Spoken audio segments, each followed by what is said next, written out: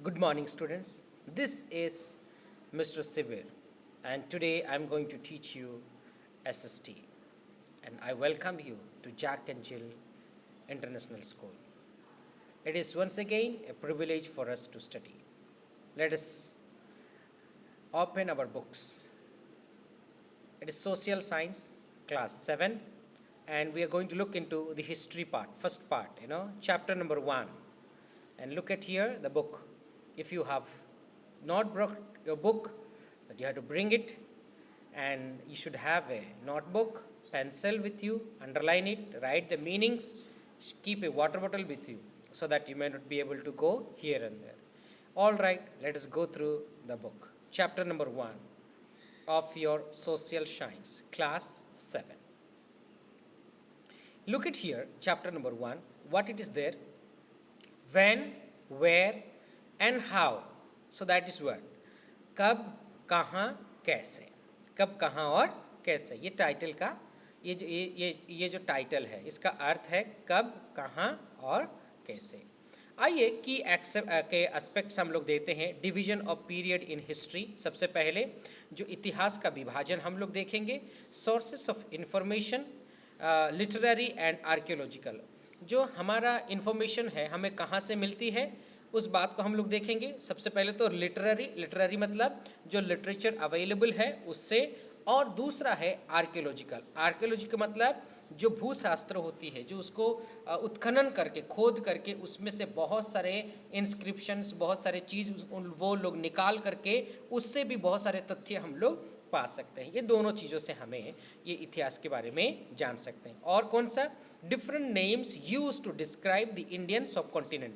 Okay, हमारे जो भारत के जो हिस्से हैं उसके तरह तरह का नाम उसको इस्तेमाल किया गया था. कौन कौन सी नाम इस्तेमाल की गई थी हमारा भारत के लिए और हमारे भारत के राज्यों के लिए, उन बातों को भी हम लोग चर्चा करेंगे.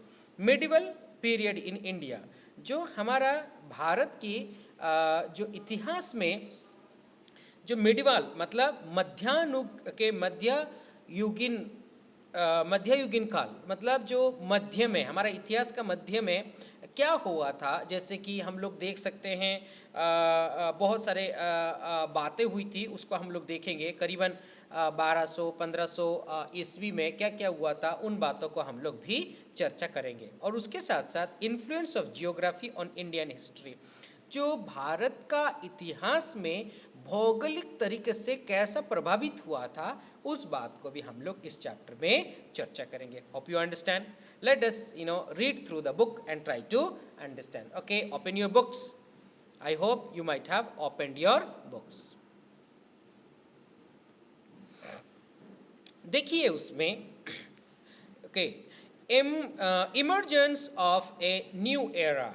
इसमें क्या है न, एक नया युग का उदय हो रहा है. एक नया युग का उदय हो रहा है. कैसा हो रहा है देखते हैं. The medieval period in India covers the period of 700 AD to about 1750 AD. This long period of about 1100 years can be divided into two phases: the early medieval period 8th to 13th century and the later medieval period that is 13th century to 18th century.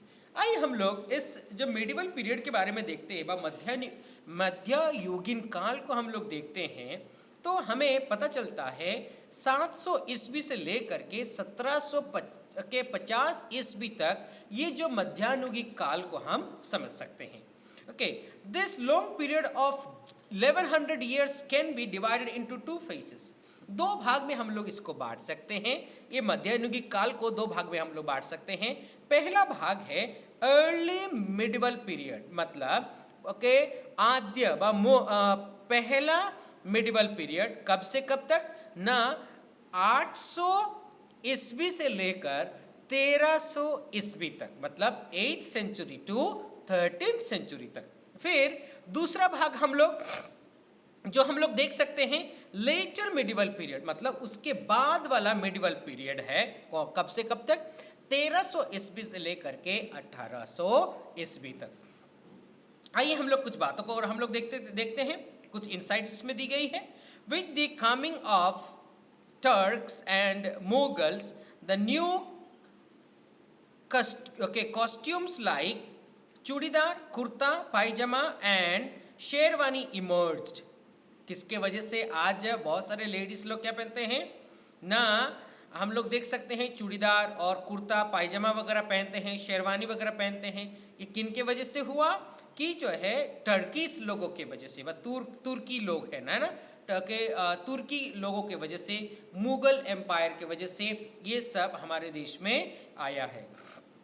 In the early medieval period, we find that there were constant power struggles among the regional kingdoms of North and South India, characterized by frequent rise and fall of kingdoms। क्या हुआ था ये medieval period में कि जो ताकत के लिए, बस साम्राज्य के लिए, राज्य के लिए बहुत बड़े बड़े झगड़े होते थे, है ना, बहुत बड़ी बड़ी लड़ाई होती थी।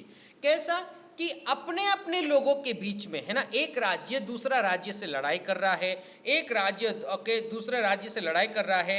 इसीलिए क्या होता था ना, बार बार हमारे जो देश के राजा लोग जो शासन करते थे, अपना अपना राज्य में शासन करते थे, वो एक राजा दूसरे राज्य से लड़ाई करता था। इसीलिए जो एक शक्तिशाली राजा रूप में कोई भी खड़ा नहीं हो पाता था और हमारे देश स्थिरता में नहीं थी।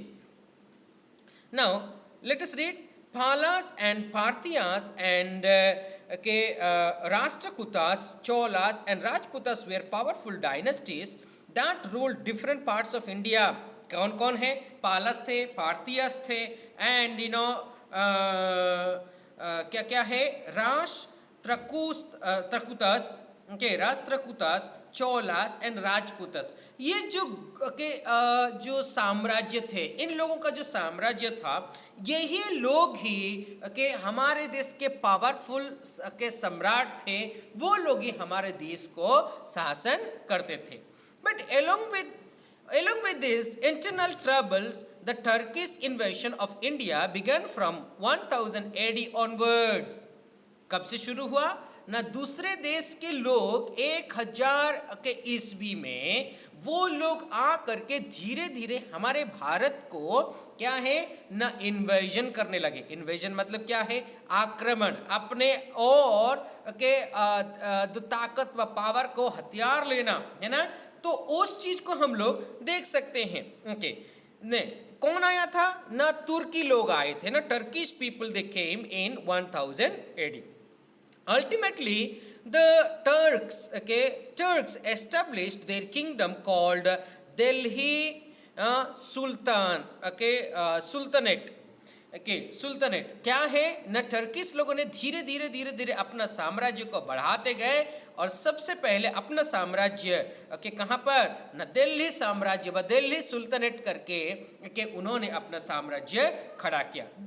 This sultanate flourished between 1200 AD to 1526 AD। कब से कब तक शुरू इन लोगों का साम्राज्य बढ़ता गया? 1200 ईस्वी से लेकर के 1526 ईस्वी तक इन लोगों का साम्राज्य क्या होता गया ना, बढ़ता गया।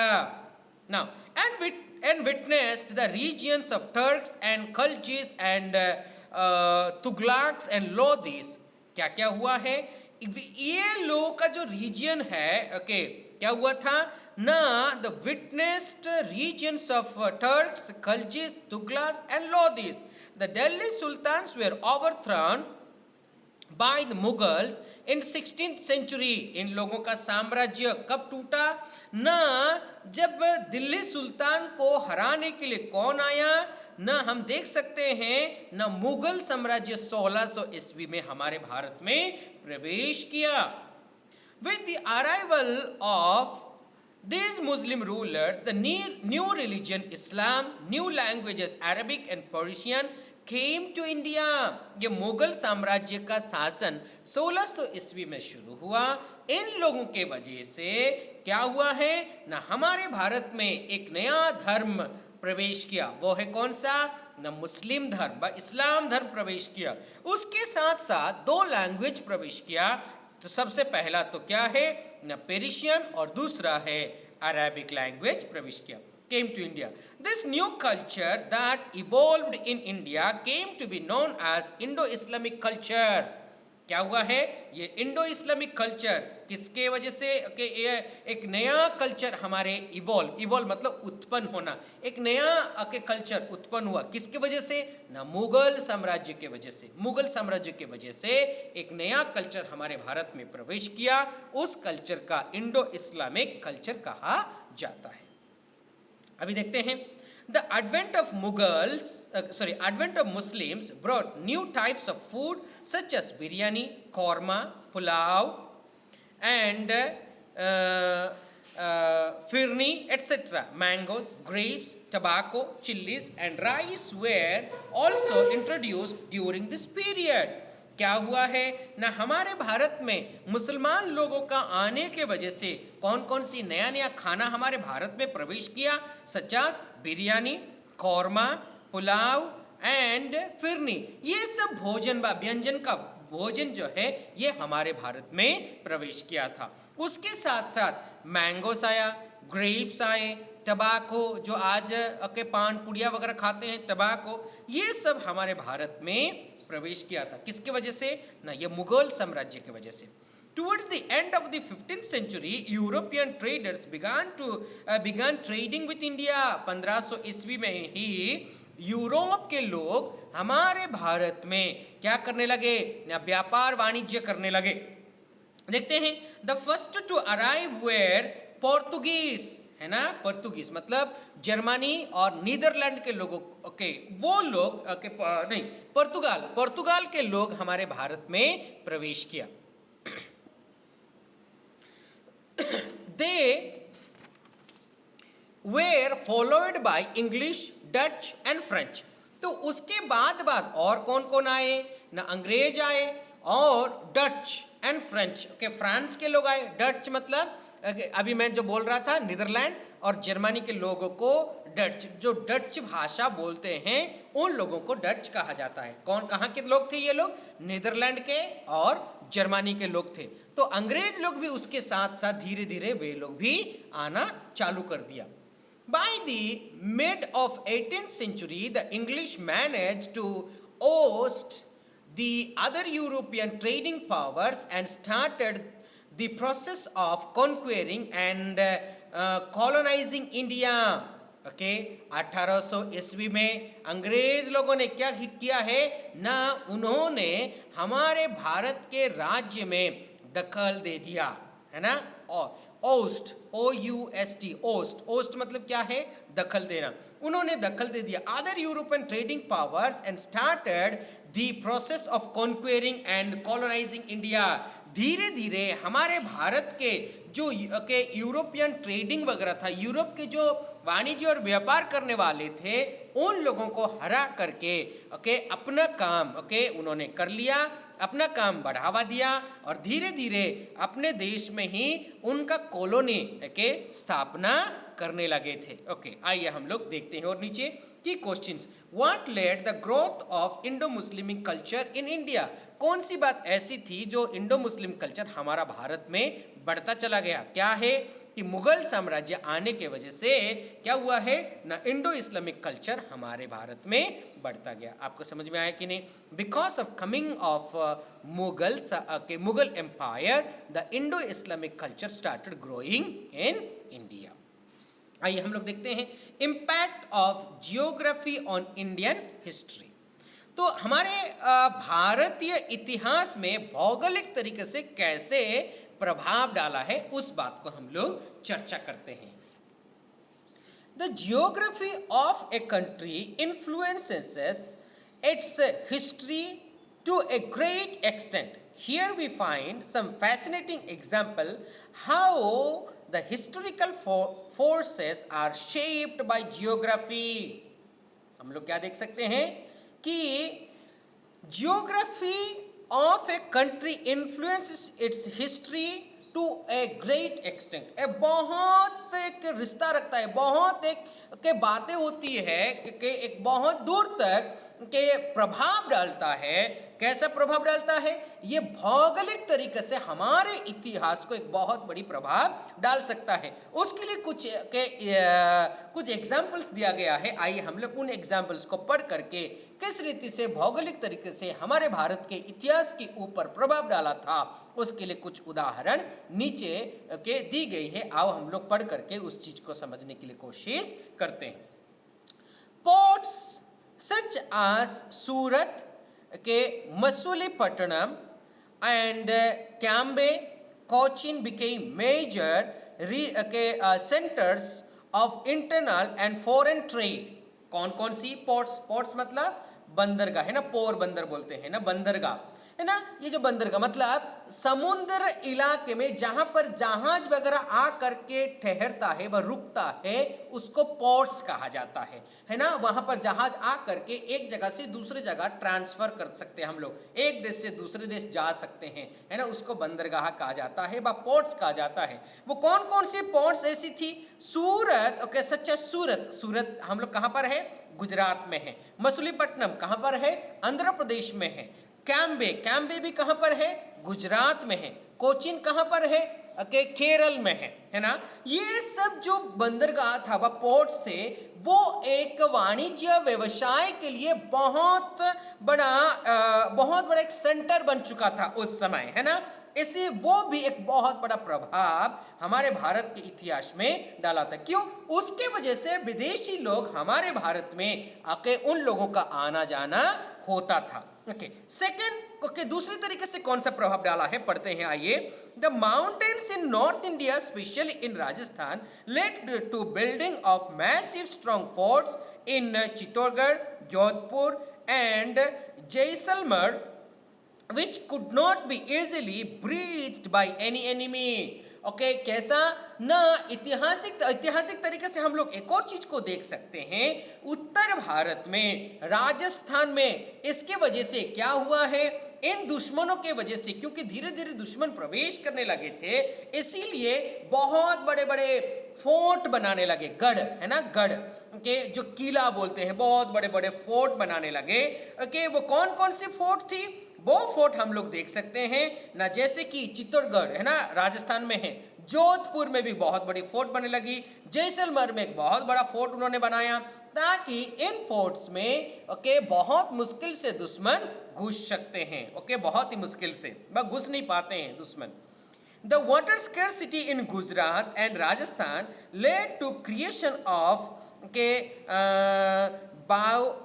bowls for storing water, which are recognized today as unique example of water conservation। हम लोग क्या देख सकते हैं? ओके, और उस समय जो है पानी की बहुत कमी होती थी, इसीलिए बहुत सारे जगह में, जैसे कि राजस्थान जैसे मरु इलाका में भी उन्होंने पानी का कंजर्वेशन किया था। क्या, कैसे कंजर्वेशन किए थे ना? बावलिस बना करके। What is the meaning of बावलिस? बावलिस मतलब ये होता है बहुत बड़ी बड़ी एक तालाब जैसा, है ना, तालाब जैसा बनाना, है ना, पत्थर से उसको बना सकते हैं। जैसे कि स्टेप्स बना करके बहुत सारे कुआं बना सकते हैं, तालाब वगैरह बना सकते हैं। ऐसे चीजें बहुत सारे फोर्ट्स वगैरह में भी, किले में भी आपको दिखाई देगा, है ना। ऐसे बहुत सारे वाटर कंजर्वेशन वो लोग बनाते थे। आज भी हम लोग वही तरीका को अपनाते हैं वाटर कंजर्वेशन के लिए, वाटर का संरक्षण करने के लिए हम लोग ऐसा तरीका अपनाते हैं। Okay students, okay, the fourth one, let us see and we will close it. During the medieval period, wars were fought frequently to control the important territory between rivers Ganga, Yamuna, Godavari and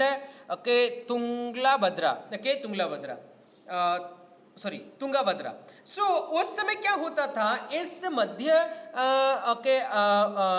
मध्य इतिहास में, जो medieval period में बहुत सारे लड़ाई भी लड़ते हैं, क्या लड़ रहे थे। क्यों लड़ते थे ना? अपना टेरिटरी को, अपना साम्राज्य को बढ़ावा देने के लिए वो नदी के अनुसार वो लोग भी विभाजन करते थे। जैसे कि अपना के विभाजन कैसा होता था? गंगा, यमुना, गोदावरी और फिर तुंगाभद्रा, ऐसे रिवर्स के लिए भी वो लोग लड़ाई लड़ते थे। और ये मेरे हिस्से में है, वो तुम्हारे हिस्से में, ऐसा लड़ाइयाँ लड़ी जाती थी। तो इसीलिए हम लोग देख सकते हैं कि कैसे ये जियोग्राफी क्या होता था ना, भौगोलिक तरीके से हमारे इतिहास में हमारे भारत के इतिहास में प्रभाव डालता था। कैसे कैसे प्रभाव डाला, 4 तरीका हमने देखा, जैसे कि पोर्ट्स, बंदरगाह के तरीके से, दूसरा फोर्ट्स के, तीसरा वाटर कंजर्वेशन, चौथा नदियों के वजह से, है ना, नदियों की वजह से उन्होंने लड़ाई लड़ी थी। ये 4 तरीके से जो है हमारा भारत का इतिहास में प्रभाव डाला था। Dear students, you have to read the book, then only you can understand the chapter. Hope you understand. Go through, okay, go and sit and once again read it. If you do not understand, you can ask any sorts of question. Thank you so much. God bless you. Study well. जब तक के लिए bye bye.